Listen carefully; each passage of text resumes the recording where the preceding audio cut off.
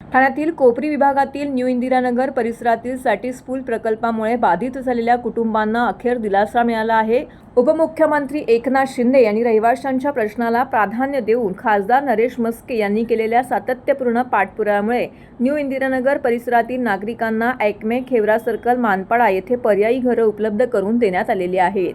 आनंद आश्रम येथे खासदार नरेश म्हस्के, महापौर यांच्या दालनामध्ये महापौर शर्मिला पिंपोळकर व स्थानिक नगरसेविका मालती पाटील यांच्या हस्ते चाव्यांचं वाटप करण्यात आलंय।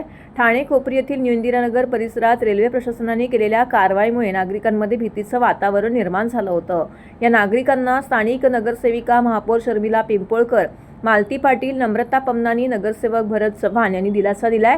या नागरिकांना पर्यायी घरं उपलब्ध करून द्यावीत यासाठी उपमुख्यमंत्री एकनाथ शिंदे, खासदार नरेश म्हस्के यांच्याकडे सततचा पाठपुरावा करून प्रशासनाच्या माध्यमातून खेवरा सर्कल येथे त्यांनी पर्यायी घरं उपलब्ध केली आहेत। बुधवारी टेंभी नाका आनंद आश्रम येथे खासदार नरेश म्हस्के यांच्या हस्ते प्रातिनिधिक स्वरूपामध्ये 10 बाधित रहिवाशांना घराच्या चाव्यांचं वाटप करण्यात आलंय, तर उर्वरित रहिवाशांना महापौर शर्मिला पिंपोळकर, सभागृह नेते हनुमंत जगदाळे, ज्येष्ठ नगरसेवक राम रेपाळे, स्थानिक नगरसेविका मालती पाटील यांच्या हस्ते चाव्यांचं वाटप करण्यात आलंय। या रहिवाशांना पर्यायी घरं मिळाल्याबद्दल त्यांनी सर्वांचे आभार मानलेत। यावेळी रोहित पिंपोळकर, रमाकांत पाटील, संतोष सातकर, विकास पाटील यांच्यासह इतर नागरिक उपस्थित होते।